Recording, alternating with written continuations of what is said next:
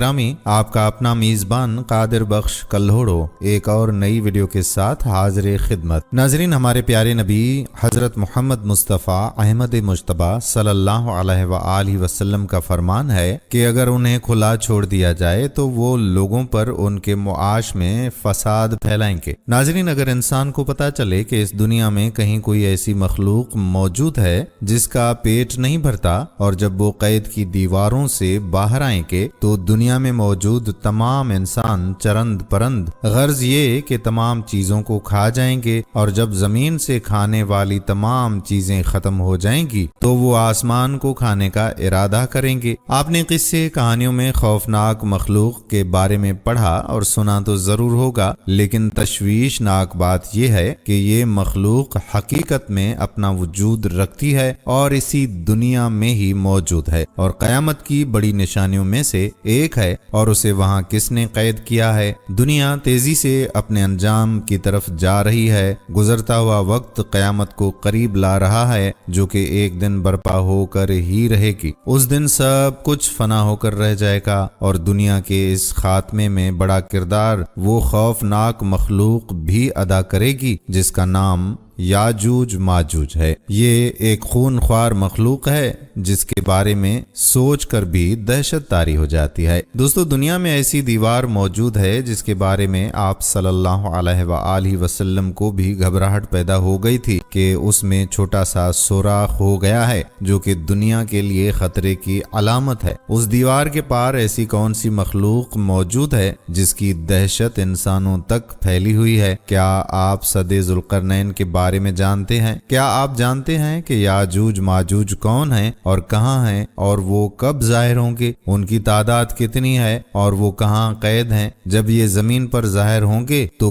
किस तरह से तबाही और बर्बादी फैलाएंगे? आज की इस वीडियो में आपको ये भी बताएंगे कि दुनिया में वो कब आ सकेंगे और वो ऐसे कौन से असबाब होंगे कि उनका दुनिया में आना आसान हो जाएगा। ये सब कुछ जानने के लिए आपसे इल्तिमास कि हमारी वीडियो को आखिर तक देखिएगा और वीडियो को स्किप बिल्कुल मत कीजिएगा। नाजरीन, तारीख के मुताबिक जमीन के शुमाल मशरिक मंगोलिस्तान के अतराफ में गुज़श्ता जमानों में इंसानों का गोया जोश मारता हुआ चश्मा था। यहाँ के लोगों की आबादी बड़ी तेजी से फैलती और फूलती थी। आबादी ज्यादा होने पर ये लोग मशरिक की समत या नीचे जनूब की तरफ चले जाते थे और सीले रवां की तरह उन इलाकों में फैल जाते थे और फिर तदरीजन वहां सकूनत इख्तियार कर लेते थे। तारीख के मुताबिक सैलाब की मानंद इन कौमों के उठने के मुख्तलिफ दौर गुजरे हैं। डॉक्टर इसरार अहमद के मुताबिक नूह अलैहिस्सलाम के 3 बेटे थे जिनमें साम,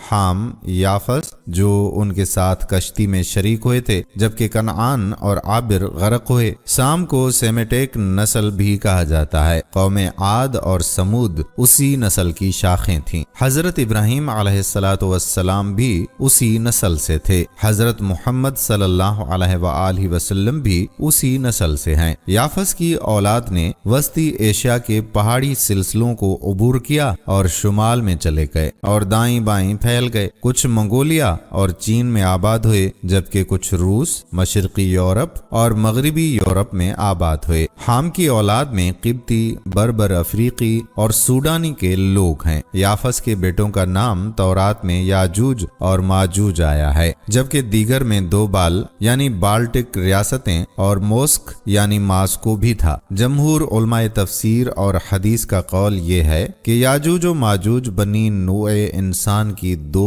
कौमों या 2 कबीलों का नाम है। हजरत आदम अलैहिस्सलाम और याफस बिन नूह अलैहिस्सलाम की नस्ल से हैं जो तरक का जद आला है और तरक उस खानदान की एक शाख है जो सद्दे जुल्करनैन के उस तरफ तरक कर दिए गए थे यानी छोड़ दिए गए थे। मुस्तदर्रिक हाकिम में लिखा है कि अल्लाह ताला ने बनी आदम अलैहिस्सलाम को 10 हिस्सों में तकसीम किया। 9 हिस्से याजूज माजूज बनाए और एक हिस्से में باقی کے عام انسان بنائے۔ ایک روایت کے مطابق یہ لوگ کافر ہیں اور دوزخی ہیں اور اس قدر کثیر اور بے شمار ہیں کہ ان میں اور اہل بہشت میں وہ نسبت ہے کہ جو 1 اور 1000 میں ہے۔ جس قدر افراد دوزخ میں جائیں گے ان تمام کے مقابلے میں اکثریت یاجوج و ماجوج کی ہوگی۔ یاجوج ماجوج کا تصور دنیا کے دوسرے مذاہب میں بھی موجود ہے۔ 6 صدی قبل مسیح میں آشوریوں کے ہاں وہ سیتھینز کے نام سے معروف رہے۔ 3 صدی قبل مسیح میں چینی علماء نے ان کو ہسیونوں کا نام دیا۔ یورپی علماء 4 صدی عیسوی میں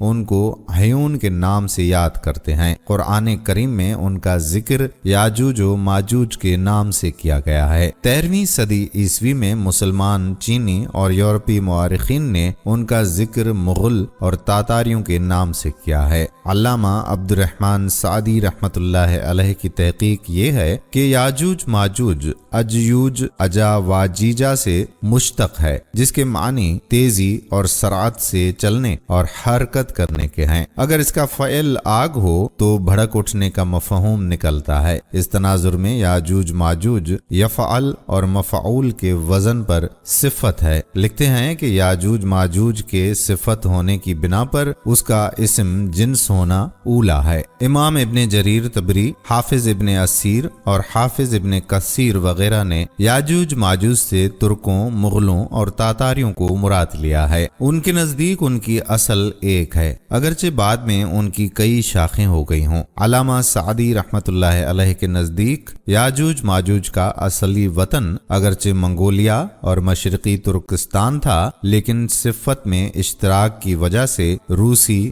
چینی، امریکی اور فرنگی سب پر یاجوج ماجوج کا اطلاق ہوتا ہے۔ لیکن علامہ سعدی کی رائے کو اس سلسلے میں درست نہیں مانا جاتا، کیونکہ قرآن و حدیث میں یاجوج ماجوج کا تصور اس سے بالکل الگ تھلگ ہے۔ ایک حدیث میں رسول اکرم صلی اللہ علیہ وآلہ وسلم نے قیامت سے پہلے جن 10 نشانیوں کا ذکر فرمایا ہے ان میں سے ایک یاجوج ماجوج کا ظہور بھی ہے۔ چنانچہ حضرت حذیفہ بن سعید غفاری رضی اللہ تعالی عنہ فرماتے ہیں کہ نبی مکرم صلی اللہ علیہ وآلہ وسلم ہمارے پاس اس حالت میں تشریف لائے کہ ہم آپس میں گفتگو کر رہے تھے۔ آپ صلی اللہ علیہ وآلہ وسلم نے فرمایا کہ کس چیز کا ذکر کر رہے ہو؟ عرض کیا کہ ہم قیامت کا ذکر کر رہے ہیں۔ فرمایا قیامت اس وقت تک ہرگز نہ قائم ہوگی جب تک کہ تم اس سے پہلے 10 نشانیاں نہ دیکھ لو، اور آپ نے دھوئیں، دجال، دابت الارض، سورج کے مغرب سے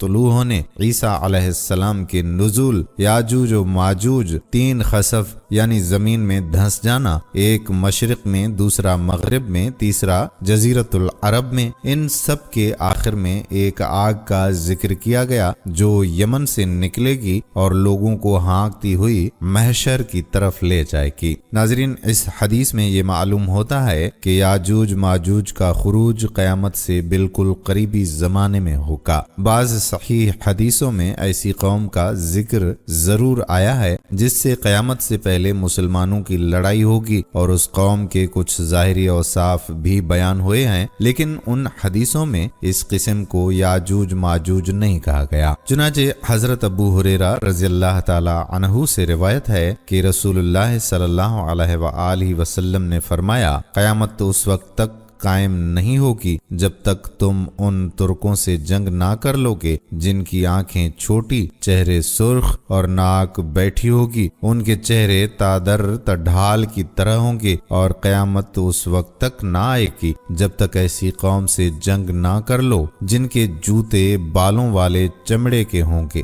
رہے تاتاری تو ان کے ہاتھوں مسلمانوں کی جو تباہی ہوئی اور انہوں نے مسلمانوں کا جس طرح قتل عام کیا اس کی مثال اس سے پہلے نہیں ملتی۔ انہوں نے لاکھوں مسلمانوں کو نہایت بے دردی سے ہلاک کر دیا تھا۔ بخارا، سمرقند، رے، ہمدان، زنجان، قزوین، مرو اور نیشاپور کو تباہ کر کے رکھ دیا۔ 656 ہجری میں دنیا اسلام کے دارالخلافہ اور اس دور کے سب سے بڑے علمی مرکز اور متمدن شہر بغداد کی اینٹ سے اینٹ بجا دی۔ عباسی خلیفہ مستعصم کو نہایت بے دردی سے قتل کر دیا۔ تاتاریوں کی ہیبت اور مسلمانوں کی دہشت کا یہ عالم ہو گیا تھا کہ اگر ایک تاتاری ایک گلی میں گھستا جہاں 100 مسلمان ہوتے تو ان میں سے کسی کو اس کے مقابلے کی ہمت نہ ہوتی، وہ ایک ایک کر کے سب کو قتل کر دیتا، یہاں تک کہ ان کا قابل شکست ہونا ایک اٹل حقیقت بن چکا تھا۔ لیکن اسی کے ساتھ ہی یہ بھی ایک تاریخی حقیقت ہے کہ اس بظاہر ناقابل شکست قوم کو ایمان و عزم صادق سے بھرپور مسلمانوں کی ایک مختصر سی فوج نے ایسی شکست فاش دی کہ تاتاریوں کا نام و نشان مٹ گیا۔ اس وقت کے سلطان مصر الملک المظفر سیف الدین قطز کے کانوں میں تاتاریوں کی تباہ کاریوں کی خبریں پہنچ رہی تھیں اور وہ جانتا تھا کہ مصر بھی ان کے نشانے پر ہے، اس لیے اس نے تاتاریوں کا لقمہ تر بننے کی بجائے یہ فیصلہ کیا کہ قبل اس کے کہ تاتاری مصر پر حملہ کریں وہ خود ان پر حملہ کر دے۔ اس نے اپنے فیصلے کو اس طرح سے عملی جامہ پہنایا کہ 25 رمضان المبارک 658 ہجری بمطابق 1620 عیسوی کو مصر کی اسلامی فوج لے کر جانب شام نکل کھڑا ہوا اور ارض فلسطین کے مشہور تاریخی مقام عین جالوت پر ٹڈی دل تاتاری فوج سے جا ٹکرایا۔ تاتاریوں کے وہم و گمان میں بھی یہ بات نہیں تھی کہ کوئی ایسی فوج دنیا میں موجود ہے جو ان سے ٹکر لے سکے، چونکہ وہ کئی سالوں سے مسلمانوں کو ہر جگہ پیستے چلے آ رہے تھے، اس لیے مصر کی اس اسلامی فوج کے حملے نے ان کو حواس باختہ کر دیا۔ سابق تجربوں کے خلاف عین جالوت کے معرکے میں مسلمانوں نے ان کو شکست فاش دے دی، جس کے بعد وہ بری طرح بھاگنے لگے۔ اس چیز نے مصریوں کا حوصلہ کافی بڑھا دیا اور انہوں نے تاتاریوں کا تعاقب کر کے کثرت سے ان کو قتل کیا اور بہت بڑی تعداد میں ان کو گرفتار بھی کر لیا گیا۔ مسلمانوں کے ہاتھوں تاتاریوں کی اس عبرت ناک شکست نے ان کی ذہنیت بدل کر رکھ دی اور مسلمانوں اور اسلام سے اس قدر مرعوب اور متاثر ہوئے کہ ان کے دین یعنی اسلام میں داخل ہونے لگے۔ ان روایتوں سے بھی یہ معلوم ہوا کہ جن مورخین نے تاتاریوں کو یاجوج ماجوج قرار دیا ہے ان کی بات بھی قرآن پاک اور صحیح احادیث سے مطابقت نہیں رکھتی۔ دوستو، یاجوج ماجوج کے بارے میں قرآن میں حقائق ملتے ہیں۔ قرآن مجید فرقان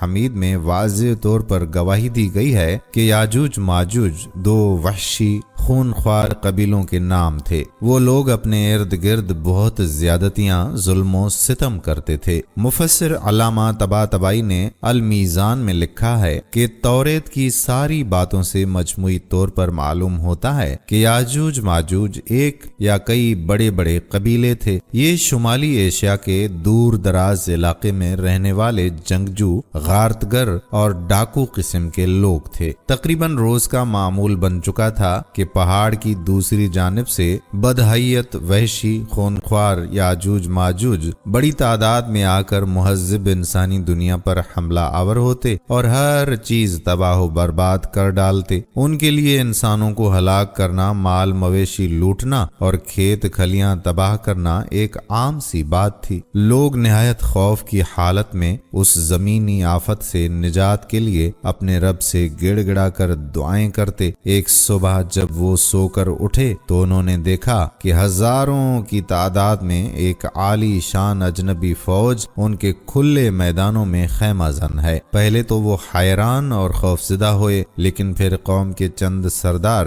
اس جنگجو لشکر کو اپنے لیے غیبی مدد اور نجات دہندہ سمجھتے ہوئے لشکر کی جانب گئے اور سپہ سالار سے ملنے کی خواہش ظاہر کی۔ اجازت کے بعد مقامی سرداروں کو فوج کے سپہ سالار کے خیمے میں پیش کیا گیا۔ سپہ سالار نے معززین شہر کو خوش آمدید کہتے ہوئے یہ یقین دلایا کہ ان کی فوج ان کے علاقوں پر قبضہ کرے گی، نہ ہی ان کے مال مویشی اور کھیت کھلیان کو کوئی نقصان پہنچائے گی۔ مقامی سردار جنگی لباس میں ملبوس فوج کے سپہ سالار کا حسن اخلاق اور طرز مہربانی دیکھ کر مطمئن ہو گئے، لیکن جب ان کے سامنے یہ بات لائی گئی کہ وہ دنیا کے عظیم بادشاہ ذوالقرنین سے ہم کلام ہونے کا شرف حاصل کر رہے ہیں تو وہ بہت حیران ہوئے اور دل میں سوچنے لگے کہ شاید یہ شخص قدرت کی جانب سے ہمارے لیے نجات دہندہ بن کر آیا ہے۔ سرداروں کو سوچ میں گم دیکھ کر ذوالقرنین نے کہا کہ اے میرے قابل احترام دوستو، ویسے تو میں اپنی بادشاہت سے بہت دور دیار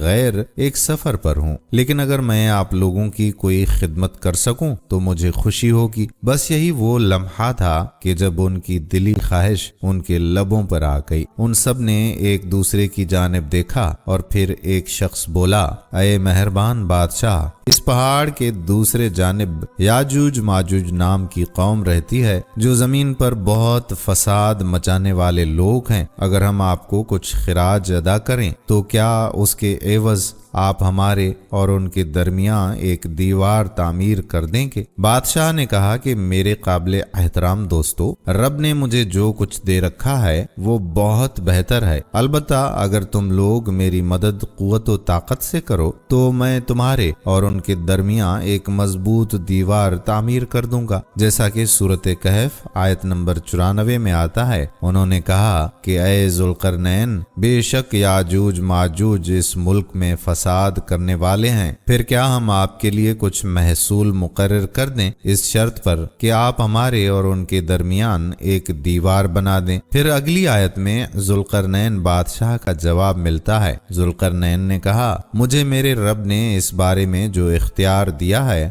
وہ بہتر ہے، تم اپنے زور بازو یعنی محنت و مشقت سے میری مدد کرو، میں تمہارے اور ان کے درمیان ایک مضبوط دیوار بنا دوں گا۔ دوستو، وہ نیک دل اور عادل بادشاہ ذوالقرنین کون تھے؟ اس سوال کا جواب یہ ہے کہ قرآن کریم میں ذوالقرنین کے متعلق صرف اتنا تذکرہ ہے کہ وہ ایک نیک صالح اور عادل بادشاہ تھے جنہوں نے مشرق و مغرب کے تمام ممالک فتح کیے اور ان میں عدل و انصاف قائم کیا۔ باقی وہ کون تھے، کس زمانے میں تھے، وغیرہ وغیرہ، اس کی تفصیل نہ قرآن کریم میں ہے اور نہ ہی کسی صحیح حدیث میں، بلکہ یہ تفصیلات تاریخی روایت میں ہیں، اور مفسرین نے بھی جو کچھ اس کے متعلق لکھا ہے وہ انہی تاریخی روایات کا مجموعہ ہے، اس لیے ان میں مختلف اقوال ہیں، جن کا خلاصہ یہ ہے کہ دنیا میں ذوالقرنین کے نام سے کئی لوگ مشہور ہوئے ہیں، اور ہر زمانے کے ذوالقرنین کا لقب سکندر تھا۔ حضرت عیسیٰ علیہ السلام سے تقریباً 300 سال پہلے ایک بادشاہ تھا جو سکندر کے نام سے مشہور ہے، جس کو سکندر یونانی مقدونی بھی کہتے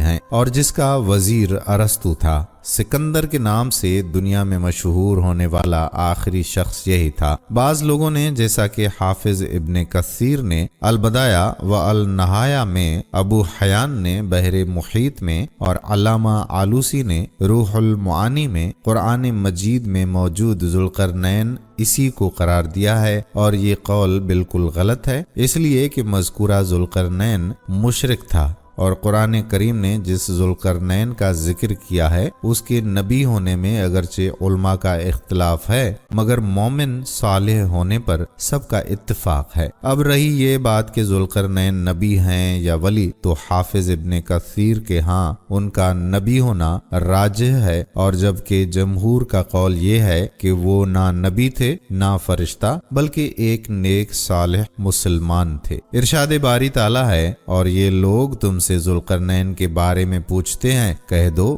میں ان کا کچھ حال تمہیں پڑھ کر سناتا ہوں۔ واقعہ یہ ہے کہ ہم نے ان کو زمین میں اقتدار بخشا تھا اور انہیں ہر کام کے وسائل عطا کیے تھے، جس کے نتیجے میں وہ ایک راستے کے پیچھے چل پڑے، یہاں تک کہ جب وہ سورج کے ڈوبنے کی جگہ پہنچے تو انہیں دکھائی دیا کہ وہ ایک دلدل جیسے سیاہ چشمے میں ڈوب رہا ہے، اور وہاں انہیں ایک قوم ملی۔ ہم نے ان سے کہا، اے ذوالقرنین، تمہارے پاس دو راستے ہیں، یا تو ان لوگوں کو سزا دو یا پھر ان کے معاملے میں اچھا رویہ اختیار کرو۔ انہوں نے کہا کہ ان میں سے جو کوئی ظلم کا راستہ اختیار کرے گا اسے تو ہم سزا دیں گے، پھر اسے اپنے رب کے پاس پہنچا دیا جائے گا اور وہ اسے سخت عذاب دے گا۔ البتہ جو کوئی ایمان لائے گا اور نیک عمل کرے گا تو بدلے کے طور پر اچھے انجام کا مستحق ہوگا، اور ہم بھی اس کو اپنا حکم دیتے وقت آسانی کی بات کہیں گے۔ ناظرین، مفسرین اور مورخین نے اس حوالے سے سکندر اعظم، یمن کے حمیری بادشاہ اور سائرس اعظم کا خاص طور پر ذکر کیا ہے۔ اس ضمن میں اہم بات یہ ہے کہ ذوالقرنین کا تعین قرآن پاک میں بیان کردہ نشانیوں کی بنیاد پر ہی کیا جا سکتا ہے۔ قرآن پاک کے مطابق ذوالقرنین اللہ پر ایمان رکھنے والا ایک نیک بادشاہ تھا۔ اس نے مختلف سمتوں میں 3 بڑی فوجی مہمات سر انجام دی۔ یاجوج ماجوج سے حفاظت کے لیے ایک آہنی دیوار بنائی، اور پھر یہ کہ زمین کے ایک وسیع حصے پر اس کی حکومت قائم تھی۔ نیز اس معاملے کا ایک اہم نقطہ یہ بھی ہے کہ یہودیوں کے ہاں اس بادشاہ کی کوئی خاص اہمیت تھی، تو یہ بھی دیکھنا ہوگا کہ وہ کون سا بادشاہ تھا جسے یہودی اپنا ہیرو سمجھتے تھے۔ قدیم دور کے بعض مفسرین کا خیال ہے کہ سکندر اعظم ہی ذوالقرنین تھا، تاہم اس رائے کو قبول کرنے میں مشکل یہ ہے کہ سکندر اعظم، جسے سکندر مقدونی اور سکندر یونانی بھی کہا جاتا ہے، عقیدے کے لحاظ سے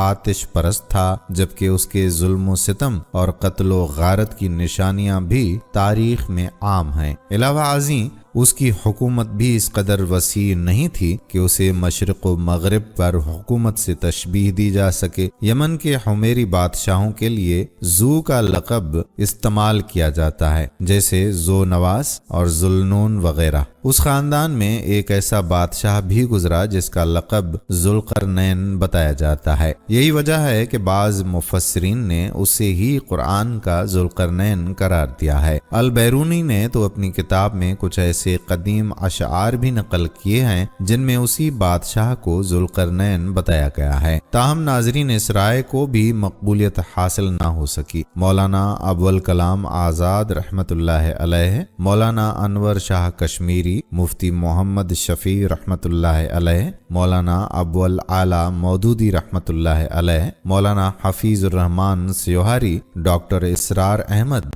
اور مفتی محمد تقی عثمانی سمیت بیشتر جدید مفسرین اور مورخین کا سائرس اعظم یعنی خورس، خسرو یا کورش کی طرف رجحان ہے کہ قرآن پاک میں بیان کردہ بیشتر نشانیاں اسی پر صادق آتی ہیں۔ یہودیوں میں حضرت دانیال علیہ السلام کے ایک خواب کا چرچا تھا جس میں انہوں نے لمبی سینگوں والے ایک ایسے مینڈھے کو دیکھا تھا جو مختلف سمتوں میں سینگیں مارتا اور کوئی جانور اس کے مقابلے میں نہ ٹھہرتا۔ یہودی کتب کے مطابق حضرت جبرائیل علیہ السلام نے اس خواب کی تعبیر یوں فرمائی کہ مینڈھا ماد اور فارس کا بادشاہ ہے۔ یہودی اسی بنا پر اس بادشاہ کے منتظر تھے جو انہیں ان کا کھویا مقام واپس دلا سکے۔ تاریخی طور پر یہ بات ثابت ہو چکی ہے کہ وہ سائرس ہی تھا جس نے ماد اور فارس کو متحد کر کے ایک عظیم سلطنت کی بنیاد ڈالی اور پھر ایک کے بعد دوسرا علاقہ فتح کرتا چلا گیا، یہاں تک کہ اس کی سلطنت بقول مولانا مودودی کے ایک طرف سندھ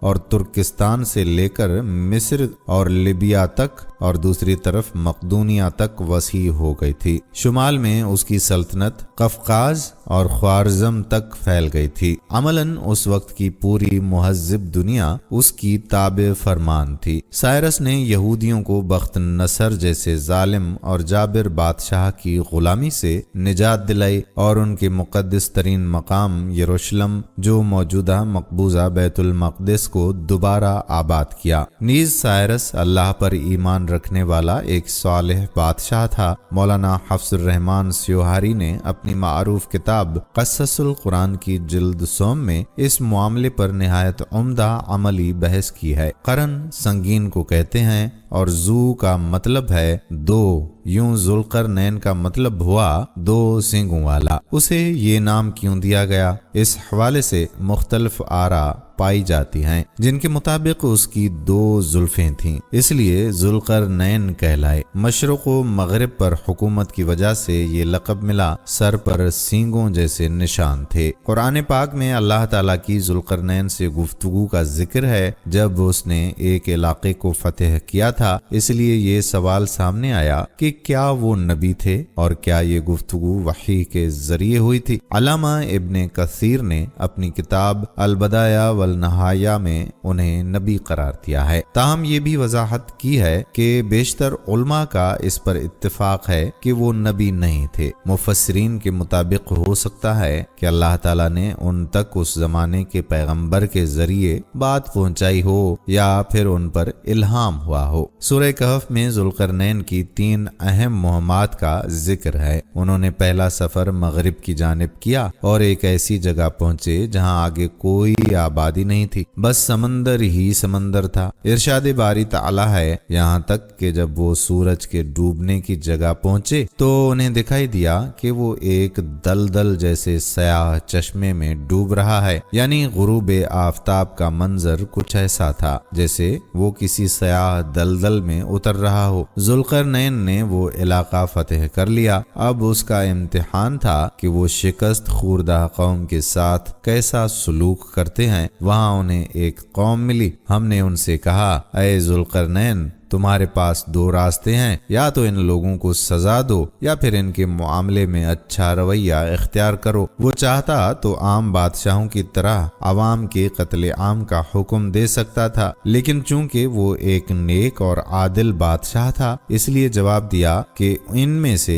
جو کوئی ظلم کا راستہ اختیار کرے گا اسے تو ہم سزا دیں گے، پھر اسے اپنے رب کے پاس پہنچا دیا جائے گا اور وہ سخت عذاب دے گا۔ البتہ جو کوئی ایمان لائے گا اور نیک عمل کرے گا تو بدلے کے طور پر اچھے انجام کا مستحق ہوگا، اور ہم بھی اس کو اپنا حکم دیتے وقت آسانی کی بات کہیں گے۔ بعد ازاں ذوالقرنین نے مشرق کی طرف رخ کیا، یہاں تک کہ جب وہ سورج کے طلوع ہونے کی جگہ پہنچے تو انہوں نے دیکھا کہ وہ ایک ایسی قوم پر طلوع ہو رہا ہے جسے ہم نے اس کی دھوپ سے بچنے کے لیے کوئی اوٹ مہیا نہیں کی تھی، یعنی وہ لوگ کھلے میدانوں میں رہنے کے عادی تھے، جس کی وجہ سے سورج کی شعاعیں ان پر براہ راست پڑتی تھیں۔ اس کے بعد انہوں نے تیسری مہم کا آغاز کیا جس کی سمت کا قرآن کریم میں کوئی ذکر نہیں، تاہم مفسرین کے مطابق یہ سفر شمال کی جانب ہوا تھا۔ یہیں پر انہیں وہ لوگ ملے تھے جنہوں نے یاجوج ماجوج کے فساد سے بچنے کے لیے ان کی مدد مانگی تھی اور انہوں نے اس کی حامی بھر لی تھی۔ سورہ کہف آیت نمبر 96 اور 97 میں ارشاد باری تعالی ہے، مجھے لوہے کے تختے لا دو، یہاں تک کہ جب دونوں سروں کے بیچ کو برابر کر دیا تو کہا کہ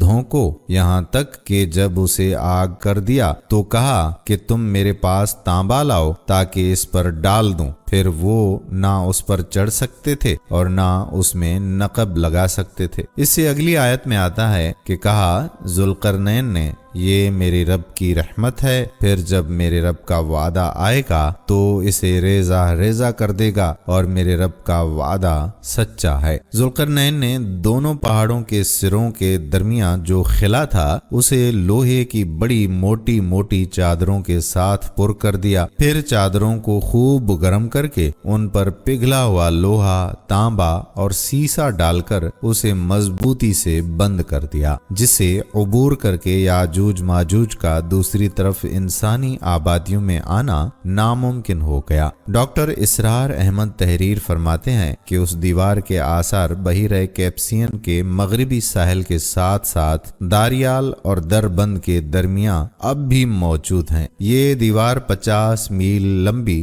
29 فٹ اونچی اور 10 فٹ چوڑی ہے۔ آج سے سینکڑوں سال پہلے لوہے اور تانبے کی اتنی بڑی دیوار تعمیر کرنا یقیناً ایک بہت بڑا کارنامہ تھا۔ داریال روس اور جارجیا کے درمیان ایک دریائی گھاٹی ہے۔ داریال اور دربند کا درمیانی راستہ کوہستانی دروں پر مشتمل ہے۔ حضرت مولانا انور شاہ کشمیری رحمت اللہ علیہ اپنی کتاب عقیدۃ الاسلام میں تحریر فرماتے ہیں کہ مختلف ادوار میں مفسد اور وحشی انسانوں کی طاقت اور تاراج سے حفاظت کے لیے زمین پر بہت سی جگہوں پر دیواریں تعمیر کی گئیں۔ حضرت مولانا حفظ الرحمان سیوہاری رحمۃ اللہ علیہ نے اپنی کتاب قصص القرآن میں فرمایا ہے کہ یاجوج ماجوج کی طاقت اور تاراج اور شر و فساد کا دائرہ اتنا وسیع تھا کہ ایک طرف کاکیشیا کے نیچے بسنے والے ان کے ظلم و ستم کا شکار تھے تو دوسری طرف تبت اور چین کے باشندے بھی ہر وقت ان کی زد میں رہتے تھے۔ انہی یاجوج ماجوج کے شر و فساد سے بچنے کے لیے مختلف زمانوں میں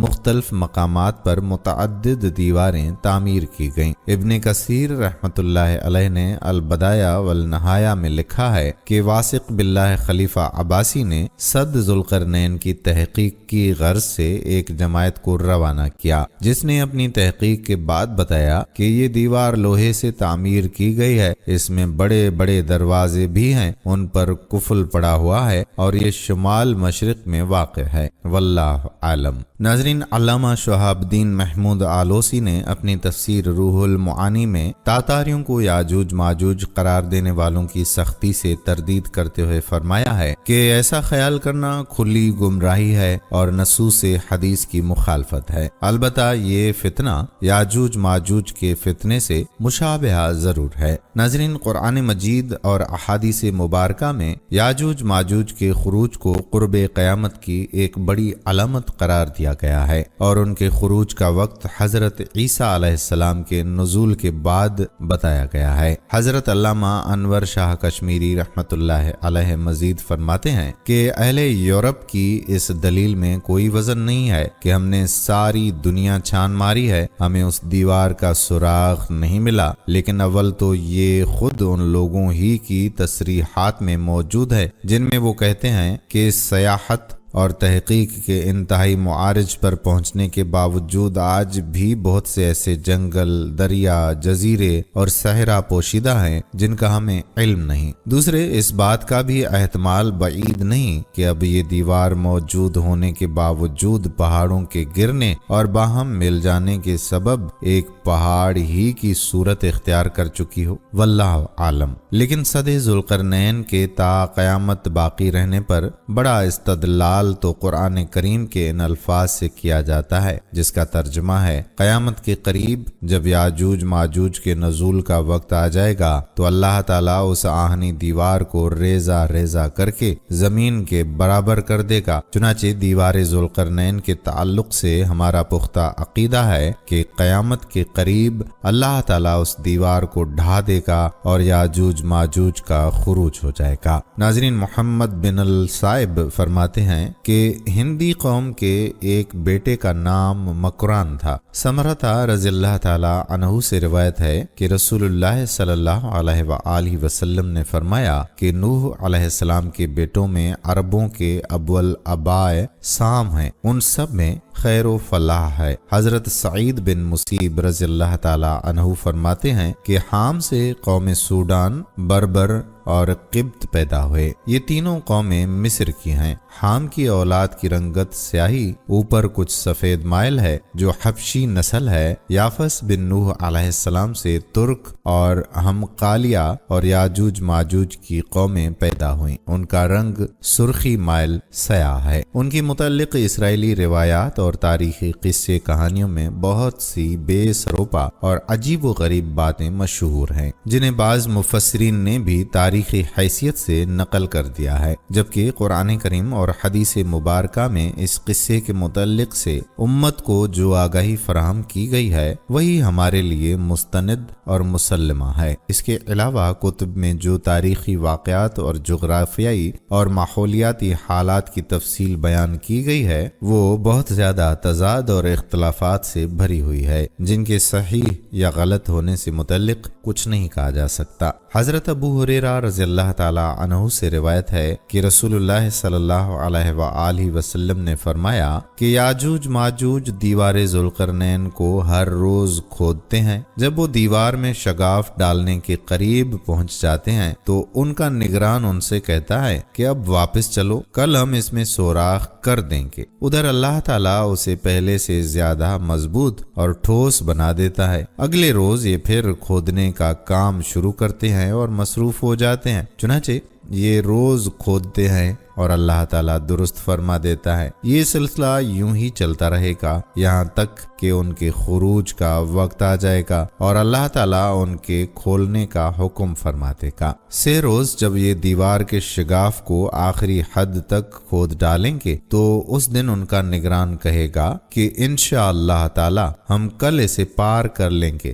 حضرت صلی اللہ علیہ وآلہ وسلم نے فرمایا کہ جب وہ اگلے دن لوٹ کر آئیں گے تو اسے اسی حالت میں پائیں گے جس حالت میں چھوڑ کر گئے تھے۔ پھر وہ اسے توڑ ڈالیں گے اور باہر نکل کر لوگوں پر ٹوٹ پڑیں گے، سارا پانی پی جائیں گے، لوگ ان سے بچنے کے لیے بھاگیں گے، پھر وہ اپنے تیر آسمان کی طرف پھینکیں گے، تیر خون میں ڈوبے ہوئے واپس آئیں گے۔ وہ کہیں گے کہ ہم زمین والوں پر غالب آ گئے اور آسمان والے سے بھی ہم قوت و بلندی میں بڑھ گئے ہیں۔ پھر اللہ تعالیٰ ان کی گردنوں میں ایک کیڑا پیدا کر دے گا جس سے وہ ہلاک ہو جائیں گے۔ ام المومنین حضرت زینب بنت جحش رضی اللہ تعالی عنہا بیان فرماتی ہیں کہ نبی کریم صلی اللہ علیہ وآلہ وسلم ان کے یہاں تشریف لائے تو آپ صلی اللہ علیہ وآلہ وسلم کچھ پریشان تھے۔ پھر آپ صلی اللہ علیہ وآلہ وسلم نے فرمایا کہ اللہ کے سوا کوئی سچا معبود نہیں۔ عرب اسی شرک کی وجہ سے ہلاک ہو گئے